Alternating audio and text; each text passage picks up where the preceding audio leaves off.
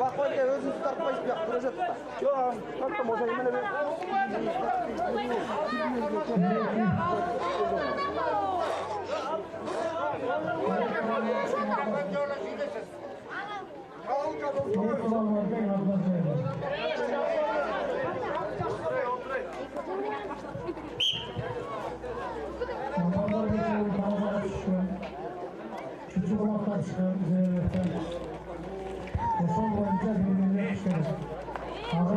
Давай, давай, Жуке, молодец! Давай! Ильке, давай! Жуке, давай! Юрий, Ильке, давай! Давай!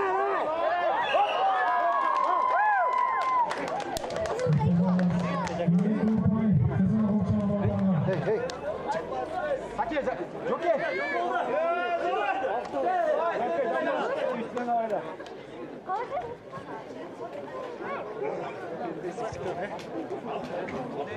Жуке, сол жақта ине тастайсың.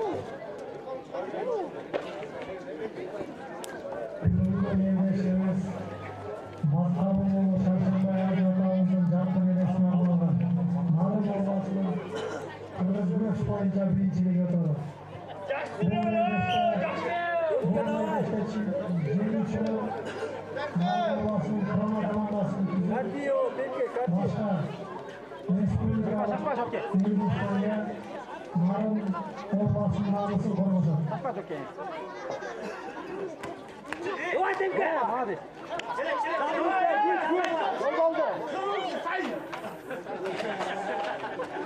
Жуке, давай! Там басталай ме? Тимке, давай, Тимке! Ашма, Тимке! Ашма,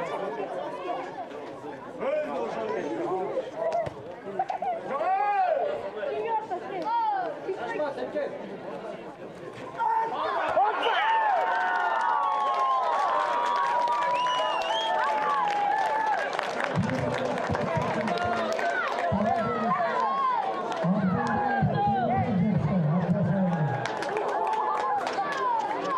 Там басталай ме? Тимке, давай, Тимке! Ашма, Тимке!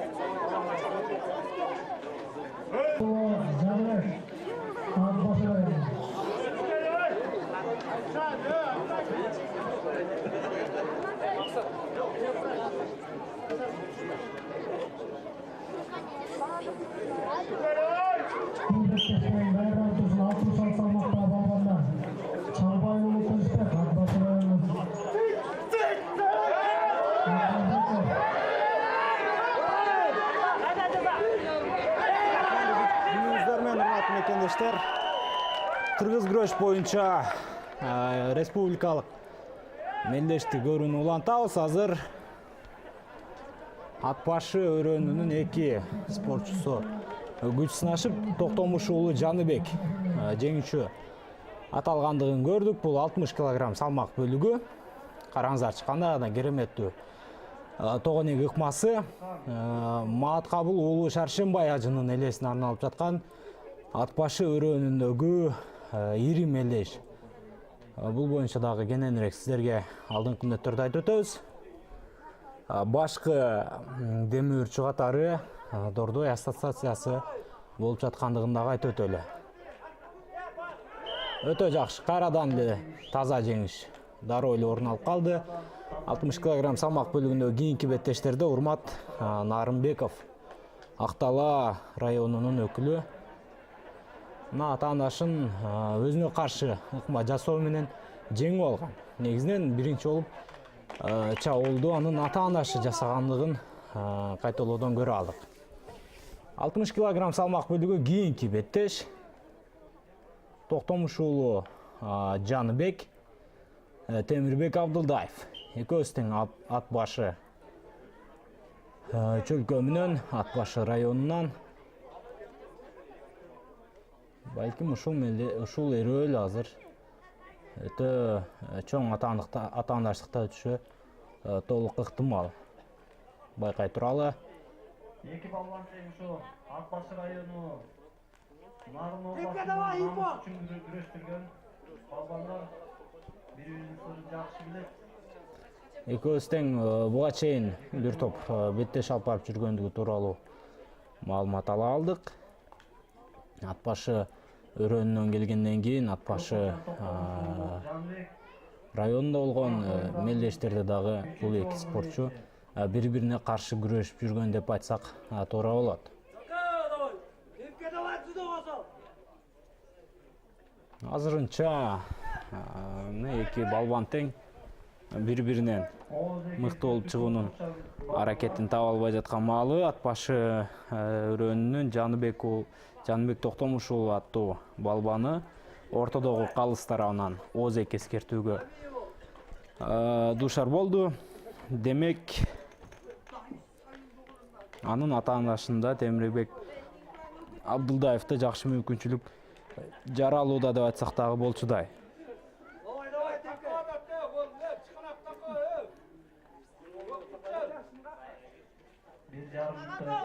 Балбандар бири-биринен жеңилүүнү таптакыр каалабайт. Ал ортодо жакшы атаандашын чалуу ыкмасы менен тартып, жакшы бир жеңишке жетүүгө аракетин көргөн. Жок, упай калыс тарабынан эч кайсы балбанга берилген жок. Демек, беттешти ушул мүнөздө уландуу көрөбүз.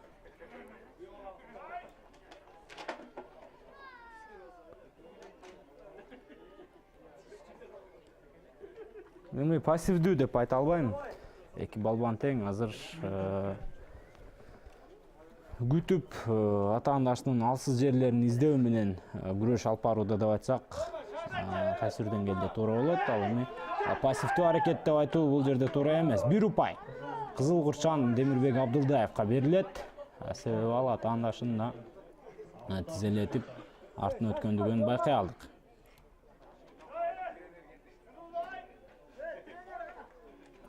Темирбек Абдылдаев азыр упайлар натыйжасында атаандашынан алдыга озуп чыккан маалы. Убакыт 1,5 мүнөттөй убакыт бар экендигин бизге ошол атайын убакытка жооп берүүчү өкүлдөрдүн айтканын уга алдык.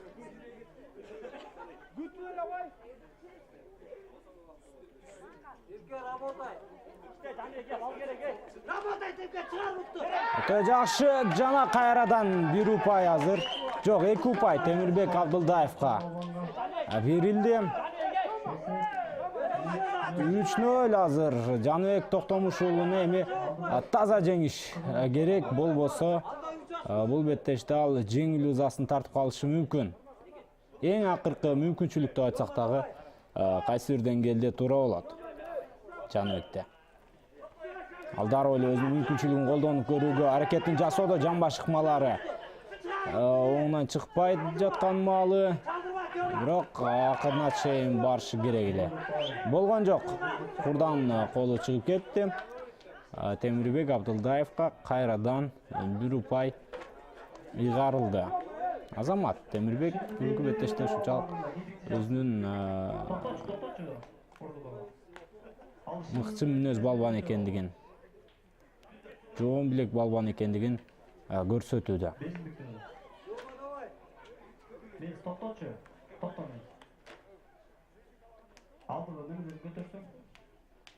Күрөшүүбүз өзү сүннөткө ылайыктуу күрөштөр. Киндикти жаап, тизени жаап турат. Эркин күрөш эмес да. Ооба. Кыргыз күрөшүндө дагы шарияттын негизинде формалар кийилет. Сүннөткө ылайык киндик жана тизе жабылып турушу керек. Бул албетте кыргыз элинин салттуу, барктуу эл экендигин, нарктуу эл экендигин ушул жерден далилдеп турат. Темирбек Абдылдаев кайрадан бир упайга ээ болот.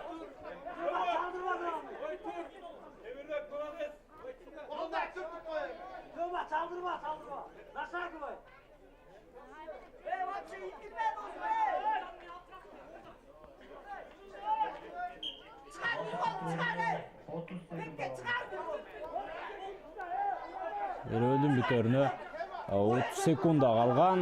Жаныбек Токтомуш уулунда дагы да болсо мүмкүнчүлүк бар. Бирок коргонууда Темирбек Абдылдаев ушунчалык сапаттуу күрөш жүргүзүп жаткандыгын көрүүбүз.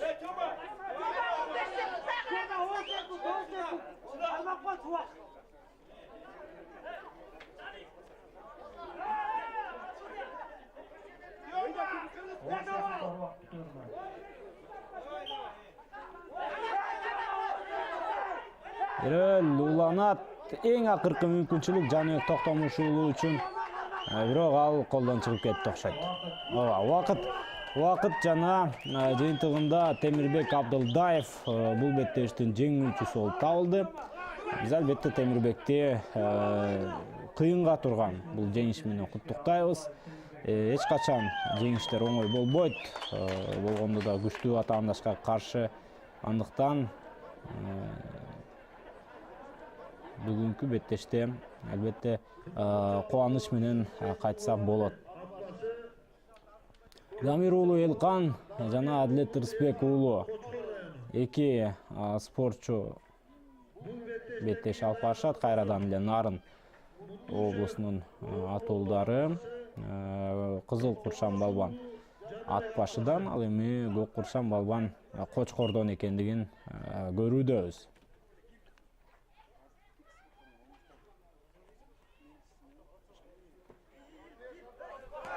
Ой. Дароо эле таза жеңиш орун алып калды. Адилет Рысбек уулу ошентип көп деле күч сарптабастан күчтүү делинген атаандашын жеңип алгандыгын көрө алдык. Чалууну аягына чейин жасашы керек эле. Күч же эрк көк куршан балбанга жетпей калгандай. Темирбек Абдылдаев жана Урмат Нарынбеков кийинки эрөөл 60 кг салмак бөлүгүндөгү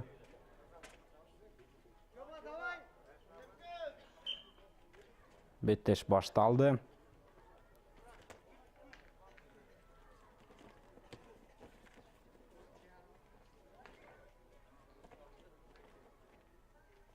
Дароо эле өзүнүн активдүүлүгүн Темирбек Абдылдаев көрсөтүүгө бел байлап жаткан маалы анын бир колду коюп жиберип чүй ыкмасын аткарып атаандашынын белине кирүүсү бул ирет.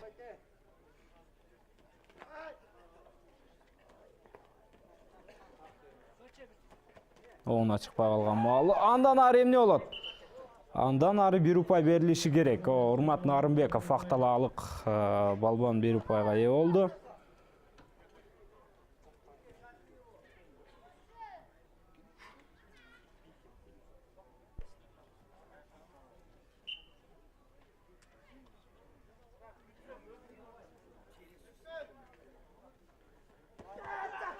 Дагы бир жакшы аракет Темирбек Абдылдаев тарабынан.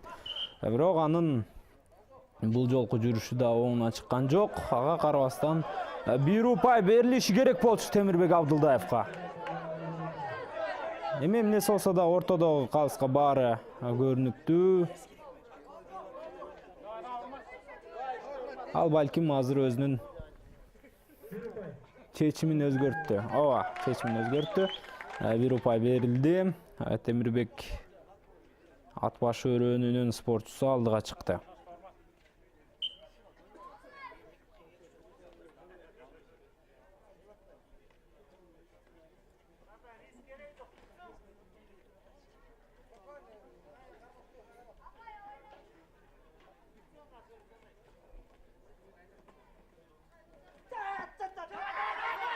Жакшы. Аягына чейин иштеши керек эле, бирок ушул жерде мүмкүнчүлүктү Урмат Нарынбеков алып кеткендей тургалтырган. Ал дагы бирок аягына чейин күрөштү жасай албай, натыйжада мына эрөөлдү уландуу түрдө көрүүгө ортоктош болуудабыз. Эсеп сандары азырынча 1-1. Темирбек Абдылдаев атаандашынан кийин упай алган болчу. Азыр кайрадан Урмат Нарынбековго бир упай берди ортодогу калыстар.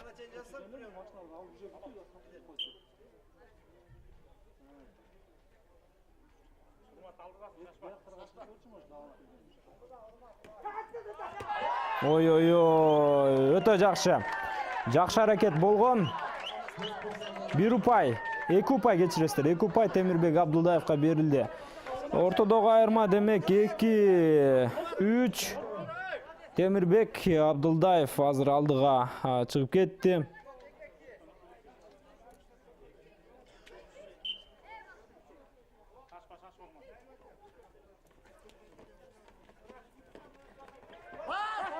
Ой. Дагы 1 упай.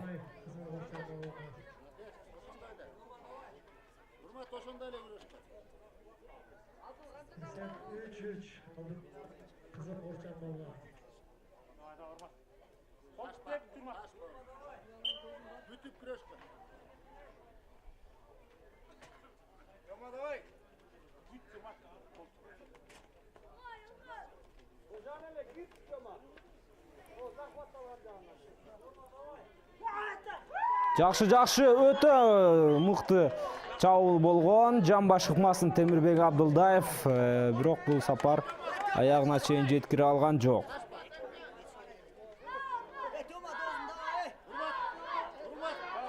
Дагы 1 упайды өзүнүн эсебине көк курчан балбан жазды. Демек, жалпы эсептер боюнча азыр атпашылык спортчу алдыга 2 упайдын артыкчылыгына чыккан маалы. Урмат Нарымбеков азыр чүй ыкмасына өтүүдө. Тандашын чалып, андан ары упай алуунун аракетин издеп жаткандай, бирок мындай жерлерде оңой менен упай алышы кыйын болот. Бирок Азамат ал аракетке барып көрдү. 1 упай Урмат Нарымбековдун пайдасына берилет. Каптал калыстары. Каптал калысы 1 упайды берүүдөн баш тартты. Бирок ортодогу калыс аны Урмат Нарымбековдун пайдасына жазгандыгын көрдүк.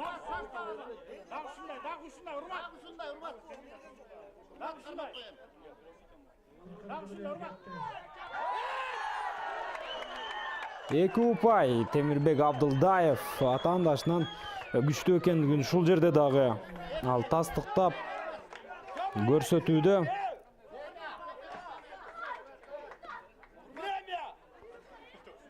Убакыттын да бүтөрүнө аз ганакай убакыт калды. Азыр убакытты чоюу менен беттешти улантышы мүмкүн Темирбек.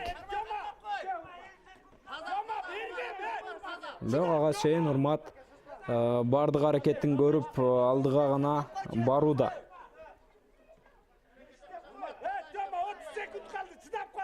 30 секундадай убакыт калгандыгын секундаттар күйөрмандардын бири айтууда.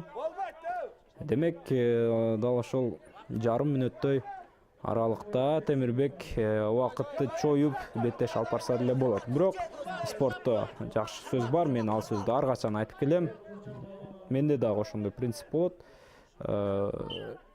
Коргонуунун эң жакшы үлгүсү бул чабуул. Чабуулга чыгыш керек Темирбек Абдылдаев. Мүмкүн болсо. Болбосо коргонууну деле жаратса жарат.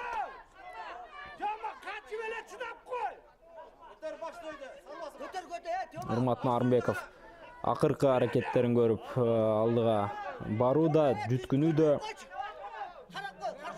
Аны бирок көк курчан балбан таптакыр өзүнө жакын жолотпостон алыс каралыктан кармап жаткандыгын көрүүдөбүз. Эмне болду?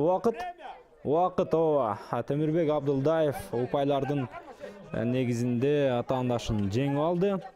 Жок, эң акыркы мүмкүнчүлүк Урмат Нарымбековго. Эң акыркы мүмкүнчүлүк ушул жерде Урмат бир нерсени кылса кылсын, болбосо бүгүнкү беттештен ал жеңилет. Жыйынтык чыгарылды. Темирбек Абдылдаев ушинтип күчтүү делинген эрөөлдөн жеңүүчү болуп табылгандыгы менен биз куттуктайбыз. Ушунчалык көзгө толумдуу эрөөл болду. Биз чындыгында бул эки балбандын күчтүү экендигин билгенбиз башында эле. Жана алар бизге көзгө толумдуу бул эрөөлдү сунуштап жеңүүчү болуп Темирбек Абдылдаев табылгандыгын байкай алдык. Чемпиондук куттуктайбыз алтын байгеси менен. Ошондой эле калган байге ээлерин дагы куттуктап кетишибиз керек.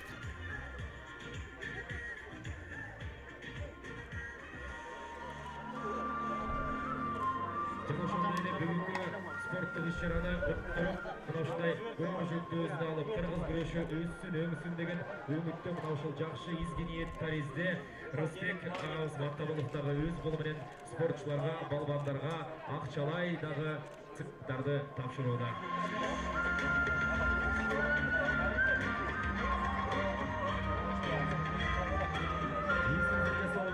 Алтымыш килограмм салмактык категориядан биринчи орунду ээлеген Абдылдаев Темирбек Ат Башыр району кол чаап коюлган биринчи орун.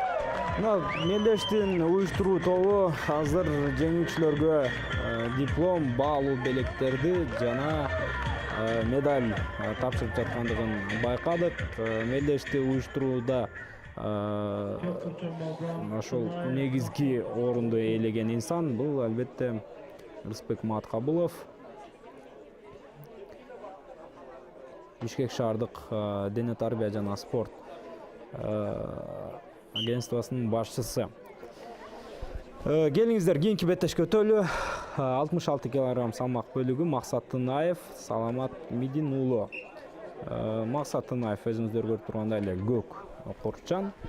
Ал эми анын атаандашы Жумгалдык Саламат бул эрөлдө кызыл кур менен талаага чыккан.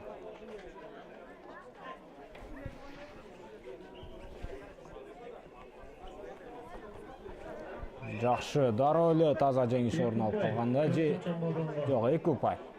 2 упай ортодо калыс берүүгө макул болду. Бул деле бирок жакшы. 2 упайды алуу деле оңой эмес.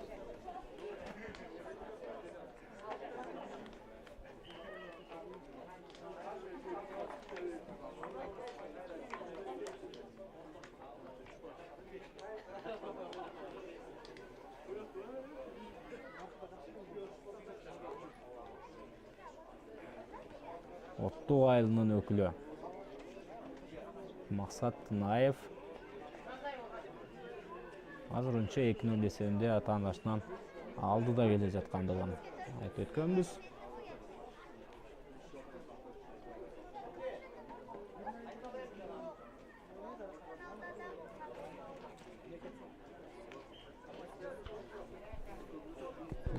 Бир топ салкын кандуу айрыл улана баштады.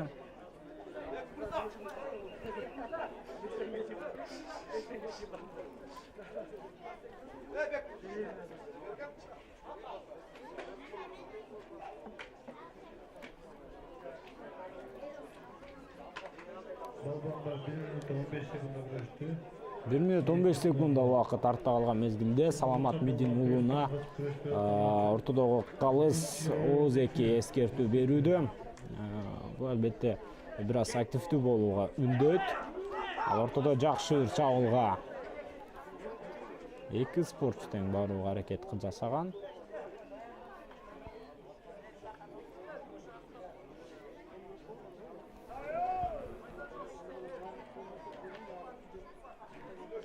Ушундай эле эрөл улана өрө турган болсо анда албетте беттештин Күрөшкө жигиттер. Канча эл күтүп турат сиз күрөшүңөр көрөсүз. Күрөш көрсөттүңөр.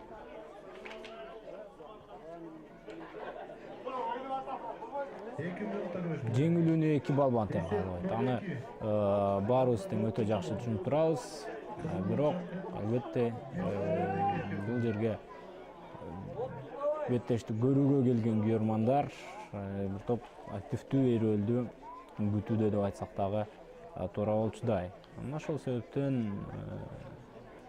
мүмкүн болушунча алдыга барып жакшы бир аракеттерин көрүүгө азырынча бул эки спортчу жан сала аракетин кылууда.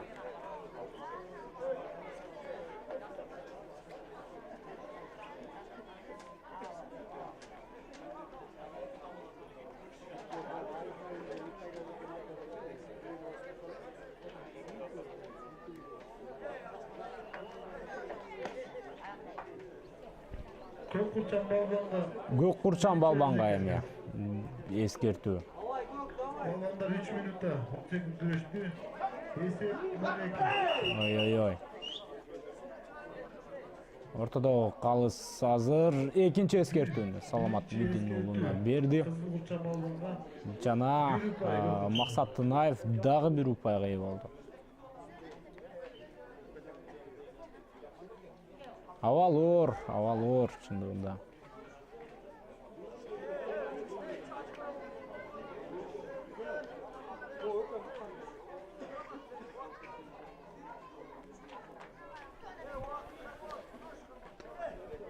Абал Саламат Медин уулу үчүн оор.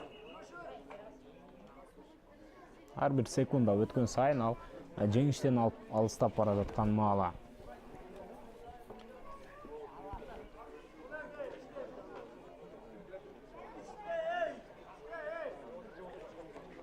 Өтө жакшы алдыга баруунун аракетин кылып көрдү азыр, бирок коргонууда каккан казыкта бекем экендигин Максат Тынаев ушул жерде далилдеп көрсөтүүдө. Андан соң эмне болот?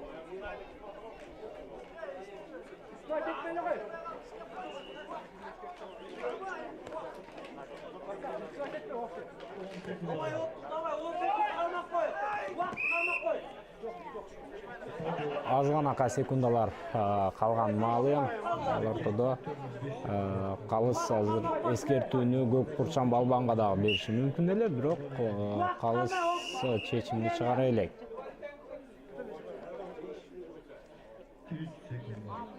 3 секунд убакыт калды. Эң акыркы мүмкүнчүлүк Саламат Медин уулу үчүн. Ал алдыга барды.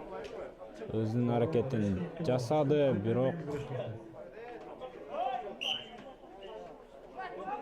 жеңиш оңой эмес.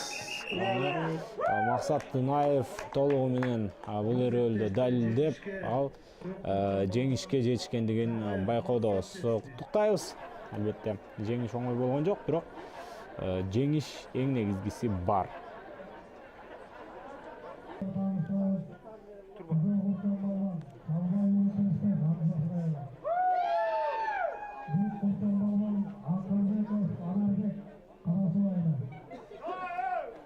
Мына кийинки беттеште көрөлү 66 килограмм салмак бөлүгү Чалбай уулу Тынчтык Атбашы айылы, Атбашы району. Ал эми Анарбек Акылбеков, бул дагы Атбашылык, бирок Кара Суу айылынан. Атбашы районунун Кара Суу айылынан. Эми экөөсүнүн эң негизгиси бир райондун, бир өрөөндүн өкүлдөрү деп айтсак болот. Беттеш башталууда дароо эле өзүнүн активдүүлүгүн көрсөтүп калууга балбандар аракетин жасашты. Алдыга барып көрүштү. Эсиңиздерде болсо 2016-жылкы бүткүл дүйнөлүк экинчи көчмөндөр оюндарында Кыргызстан кыргыз күрөш боюнча мүмкүн болгон бардык алтын байгени алган. 7 салмак бөлүгүнүн 7 алтын байгени алган болчу биздин балбандарыбыз. Ар бир салмак чембирдигинде бирден гана катышуучу болгондугуна карабастан ошондой чоң ийгилик жаратканы дагы да болсо биздин эсибизде. Мына ошондон кийин кыргыз күрөштүн дагы популярдуулугу артып, быйыл жакшы мелдештер өтүүдө. Эми кыргыз күрөш бул ата бабаларыбыздан бери өткөрүлүп келген спорт, күрөш. Андыктан көчмөндөр оюндарынан кийин эле жаркайтып чыга калды деген сөздөн мен 1000 чакырым алыстамын. Таптакыр алыстамын деп айтсам дагы болот. Бирок биздин курама команда да ушул кыргыз күрөштөн күчтүү. Ошол күчтүүлүгүн сактап калыш үчүн мындай мелдештер керек. Мен ошол ойду айткым келген. Ал мезгилде балбандар дагы да болсо бири-бирине билектерин тарттырбастан, күчтүүлүгүнөн жазбастан беттеш алып барууда бир упай берилиши керек көк курчанга. Анарбек Акылбеков азыр упайын өз эсебине жазды.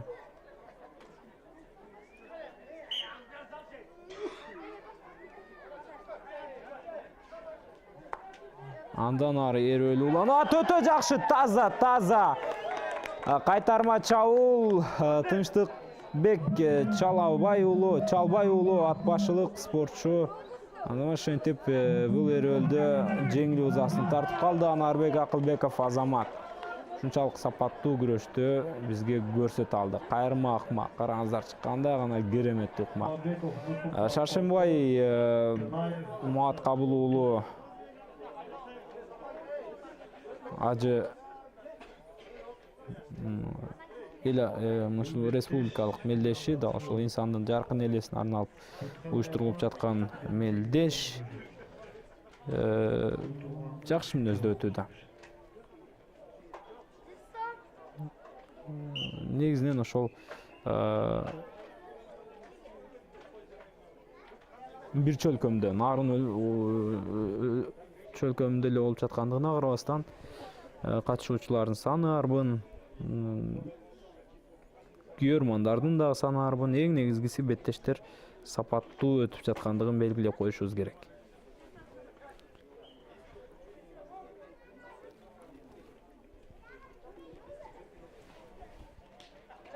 Азыр жакшы чабуулга Нурсултан Жумабеков барган. Жакшы чабуул кое койсо эле баары бүтүп калбайт. Аны Нурсултан өтө жакшы билет. Атаандашым Максат Тынаев дагы мыкты балбан көрүнөт.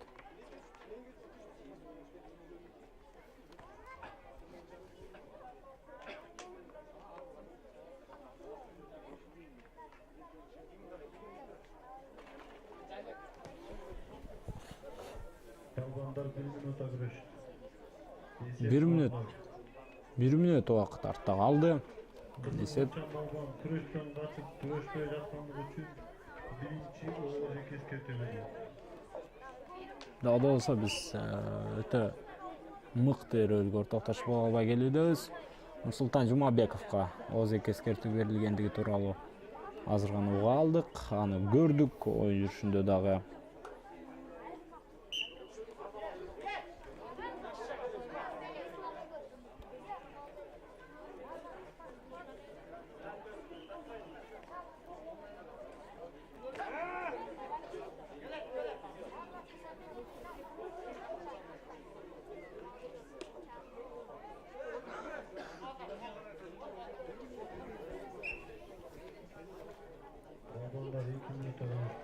Эки мүнөттүү убакыт күрөш болду, бирок дагы да болсо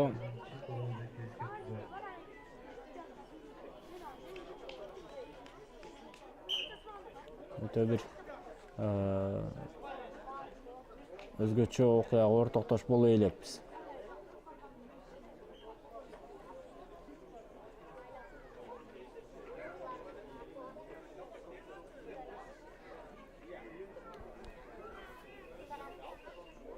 Бири-бирин түртүп мүмкүн болушунча жакын жолотпостон беттешет көрүшүүдө. Максат Тынаев, Көк Куршан балбан, балким ушул жерден бир нерсе жасашы мүмкүн, бирок ал каршы ыкмага түшүп калды. Нурсултан Жумабековго упай берилиши керек. Канча упай берди ортодо калса? Упай берилбейт. Упай берилген жок демек. Албетте ортодогу беттешти алып баруучулардын айтканына таянып сөз сүйлөп турушубуз керек. 3 мүнөт убакыт өттү. 3 мүнөт убакытта дагы да болсо биз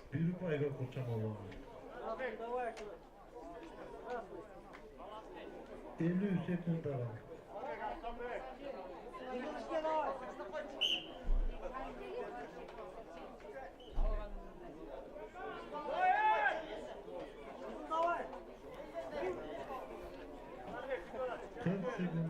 мына барган сайын убакыт азайып барууда. Барган сайын убакыт азайып барууда. Жана ушул жерде беттеш жыйынтыкталып калышы дагы мүмкүн. 30 секунда калгандыгын белгилөөдө. Балбандар мүмкүн болушунча аракеттерин азыр көрүшөт уландуу түрдө. Ал ортодо жакшы мүмкүнчүлүк бар, упай алат, бир упай. Максат Тынаевга берилди. Демек Максат Тынаев жеңишке дагы бир кадам жакындай түштү деп айтсак болот. Алтында Тоқчан Балбан 2-0. Красный давай, Ирчан давай. Вакыт урматтуу мекендештер, Максат Тынаев 66 кг салмак бөлүгүндө жеңишке жетишти.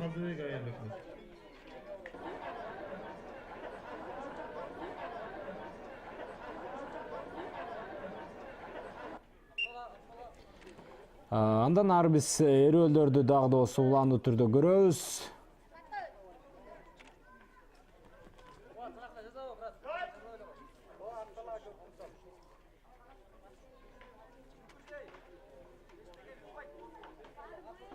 Кубат Бообеков актала өрөөнү Көк Курчан Балбан жанага каршы Кочкорлук Нурсултан Жумабеков беттеш өткөрүп жаткан маалы. Дароо эле бир упайды Кубат Бообеков өзүнүн пайдасына жазды.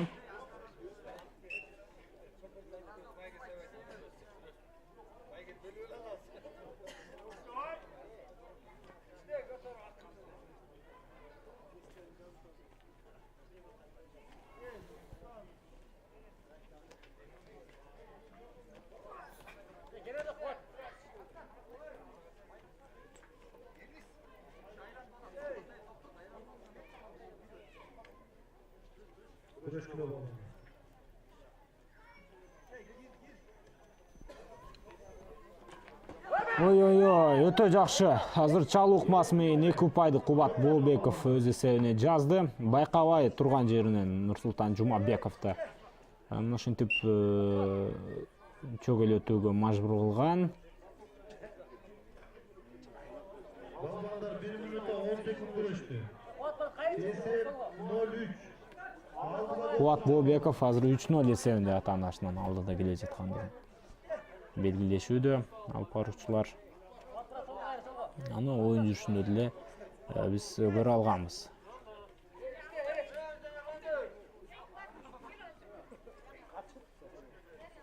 Жакшы ыкма. Жасаган балбанга кызыкчылыктуу сыйлыктар берди.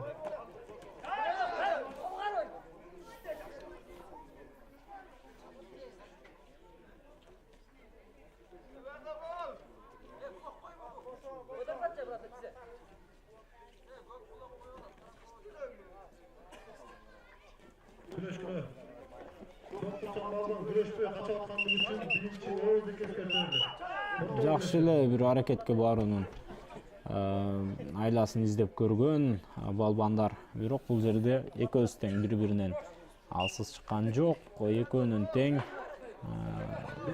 күчтүү аныкталбай, натыйжада кайрадан эрөөлүү уланууда. Ал мезгилде эмне болду? Бир упай кайрадан көк кийимчен балбан Кубат Бообековго берилди. Упайлардын эсебинде Кубат Бообековдун бүгүнкү эрөөлдө жеңишке жетиши даана эле көрүнүп калгандай тургалтурууда. 4-0 эсебинде. Бирок башты жерге салбашы керек анын ата-анашы Нурсултан Жумабеков. Жеңүүчү качан убакыт бүткөндөн кийин гана белгилүү болот. Таза жеңиш бар экендигин унутпашыбыз керек. Бир гана мыкты аракет эрөөлдөгү таза жеңүүчүнү аныктап коет. Ал ортодо Кубат Бообеков дагы өзүнүн мыктылыгын ушул жерде бизге даана сайып көрсөтүүдө.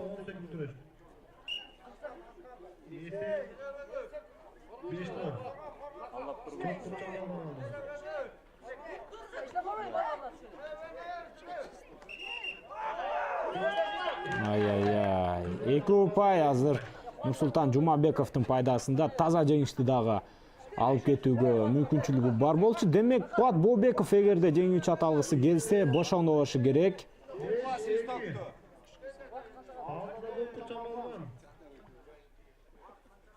Акыркы 35 секундда. 30 секунддай убакыт калгандыгын белгилешүүдө. Дагы 2 упай Нурсултан Жумабековго берилет. Эсеп сандар 5-4. Кубат Бообеков дагы да болсо алдыда, бирок Анын атаандашы дээрлик кууп келип калгандыгын унутпашыбыз керек. Дагы жакшы аракет жана таза жеңиш. 5-0 эсебинде артта келе жаткан Кубат Нурсултан Жумабеков акыр аягында ошентип атаандашын таза жеңип алууга жетишти. Биз албетте бул спортчуну куттуктайбыз.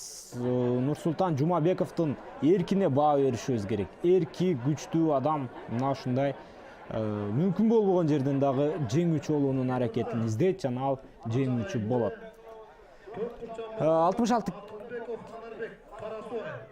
66 килограмм салмак бөлүгү Анарбек Акылбеков, Кара Суу жана Бекмырза Билалов ача кайыңды. Айылдардын өкүлдөрү бири-бирине каршы беттеш өткөрүшөт. Калыстын белгиси калтырылган. Бир упайды ал ортодо кызыл кийимчен балбан өз эсебине жазды.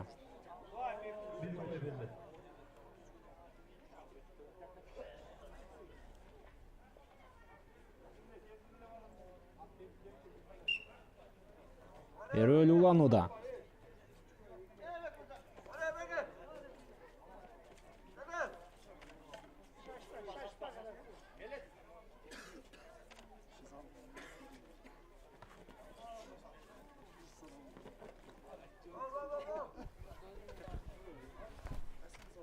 Анарбек Акылбеков, Бекмырза Билалов.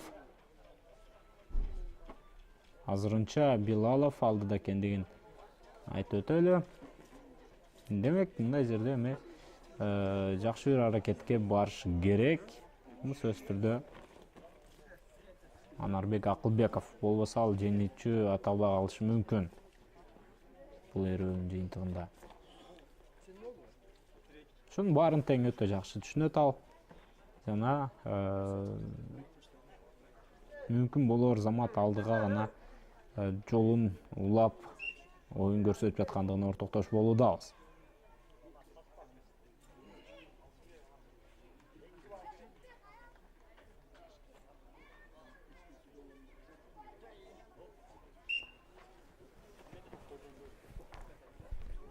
Убакыт өтүүдө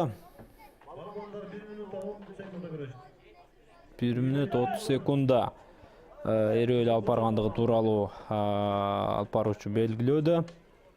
Ал эми Эрөл мындан ары дагы кызуу жүрөрү көзгө көрүнүп эле турат.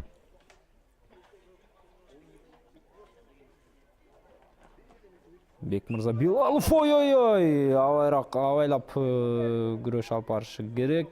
Килем чоң, бирок ошол чоң килемден дагы чыгып барып чабуул жасоо бул эми кээде болуп калат, спорттук эле көрүнүш.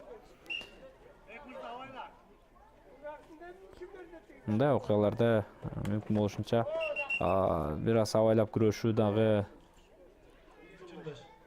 жакшы нерсе.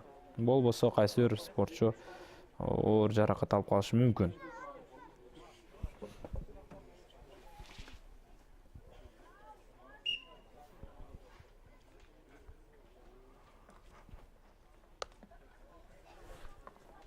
Балабандар 2 минуттан 20 секунд күрөштү. 2 минут 20 секунда. Демек, убакыт дагы азайып барууда, барган сайын мүмкүн болушунча активдүүрөөк кыймылга барышын суранууда азыр.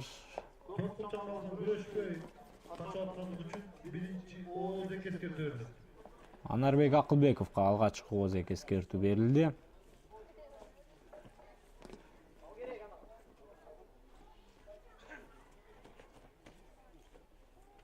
Бекмырза Билалов алдыда. Анын баарын эске алып айта турган болсок, анда бул беттеште дал ушул Бекмырза жеңишке жетиши мүмкүн. Окуядан алдын кетпей туралы.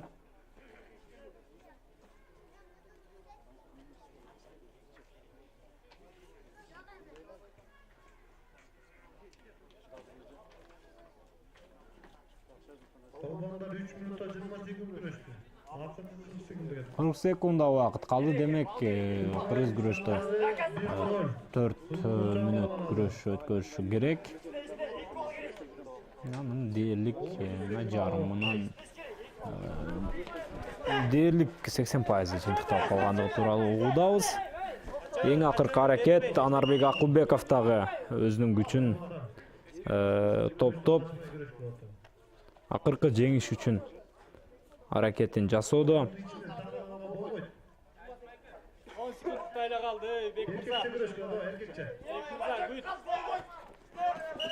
Кайрадан качып кеткендей. Бекмырза Билалов аны үчүн эскертип алышы мүмкүн.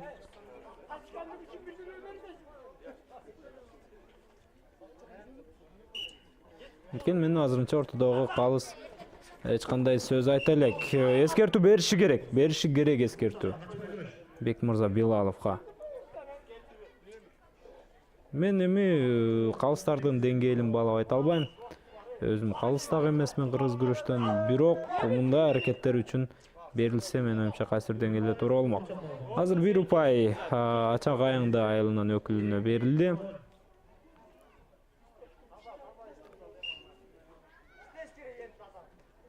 Эң акыркы көзүрмемдер Анарбек Акылбеков азыр жеңиштен үмүтүн үзүп койгондой, бирок буга чейин көргөнбүз 5 упай натыйжасында артта келе жаткан балбан жеңүүчү аталган болчу. Бирок бул ирет андай болгон жок. Бекмырза Билалов татыктуу түрдө бул эрөлдө жеңүүчү аталды. Биз албетте бул спортчуну куттуктайбыз. Жана андан ары беттешти уландуу түрдө көрмөкчүбүз.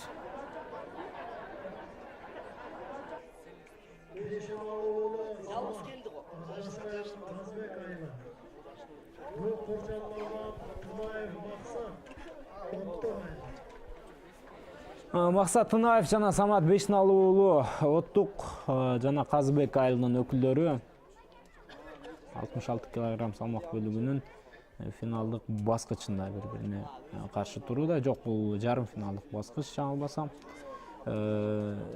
Ушул жерден азыр аябай жакшы эрөөл уланат деген оюбуз бар. Калыстын белгиси калтырылды. Беттеш башталды.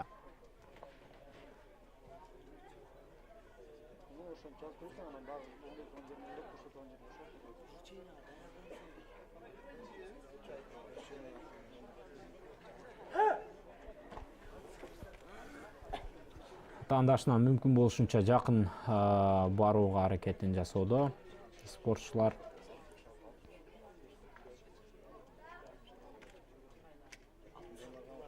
Жеңиштин кууну баалуу, аны айтпаса дагы билип турат эки спортчу.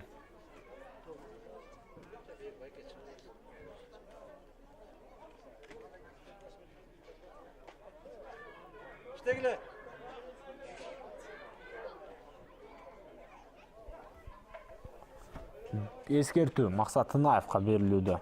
Ортодогу калыстар анан ооз-эки эскертүү, бирок бул албетте баары ооз-эки эскертүүдөн башталат, аны дагы унутпаш керек спортчулар. Ооз-эки эскертүү анан олуттуу эскертүүгө айланат. Андан кийин өтө кыйын болуп калышы мүмкүн. Мүмкүн болуп калат дегенден азмын. Эскертүү бул упай эмес, аны дагы унутпашыбыз керек.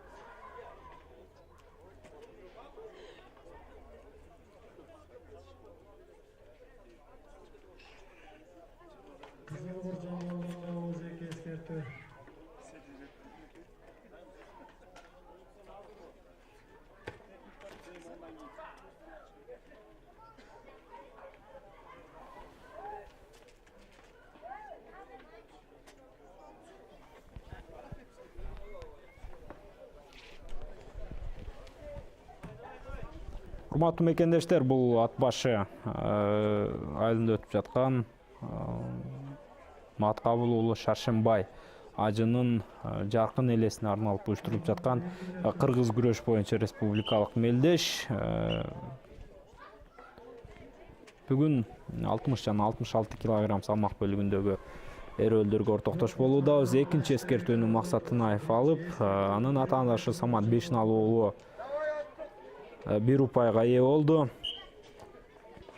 Бұл бары бүттү дегенди түшүндүрбөйт, аны дароо тастыктаган Максат Тынаев 2 упайды өз эсебине жазды. 2 упай кызым доктор жазылды.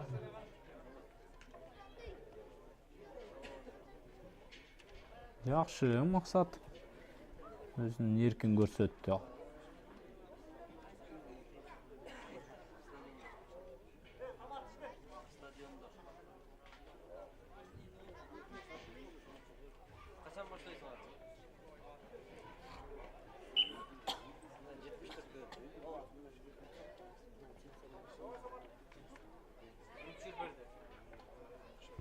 Эрөлдөр андан ары уланат. Курмандар 2 минут 30 секунд күрөштү. Эсеп 1-2 алдында доктор чармалган. 3 мүнөттөй убакыт артта калган мезгилде Максат Тынаев азырынча алды да. Ал эми Самат Бешиналуу үчүн мүмкүнчүлүк бар бүгүнкү беттеште жеңүүчү болуп чыгууга. Бирок ал аракетин эмтеден баштап көрүшү керек. Жеңүүчү болуу оңой эмес. Аны өзү дагы жакшы түшүнөт. Акыркы мүнөт. 1-2 алдында доктор чармалган. Акыркы мүнөт ушул жерде азыр жеңүүчү аныкталышы мүмкүн. Ким жеңүүчү болот? Баарыбыз үчүн кызыктуу. Баарыбыз үчүн ал нерсе кызыктуу.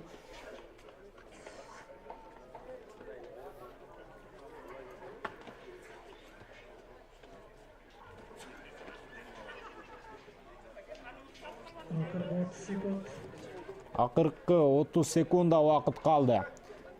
Эрөл мыкты мүнөздө уланышы шарт. Жана алдыга Максат Тынаев барып көргөн.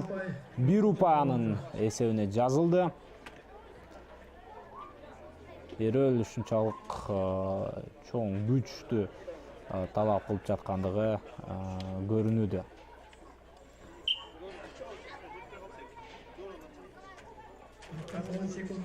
Акыркы 10 секунд. Чалууга аракет бар. Самат Бешиналуу дагы бир жолу алдыга барууну жолун издеп көргөн, бирок анын иши таптакыр мыкты өрүшө албай жаткандыгын көрүүдөбүз.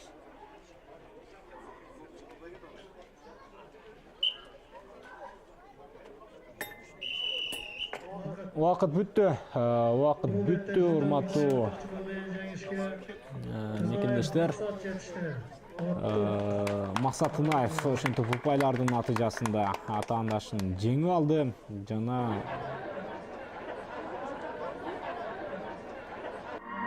кезектеги жеңишине кол жеткиргендигин көрдүк. Мына ушундайча ат башы жергесинде орун алып жаткан Маат Кабыл уулу Шаршенбайдын элесине арналган кыргыз күрөш боюнча республикалык мелдеште 66 килограмм салмак бөлүгүндөгү жеңүүчүлөр аныкталды. Максат Тынаев алтын байгени тагынгандыгын белгилеп өтөлү. Кеңейтсин, тереңдетсин деген жакшы максат менен албетте жакшынакай аккан беришин ичинде акчалай сыйлыктар дагы. Урматтуу мекендештер, биздин биринчи бөлүгүбүз жыйынтыкталды. Ушул эле эрөлдүн, ушул эле мелдештин уландысын алдыңкы сааттарда көрө аласыздар. Кызматыңыздарда мен Нурсултан Турузбеков болдум. Кайрадан келишкенче аман болуңуздар. 66 килограммдык салмактык категориядагы чемпион деп аталган Тынаев Максат уулубузга биздин замандашыбызга кол чабуулар. Нарын району Оттук айылы биринчи орун жана алтын медаль. Тынаев Максат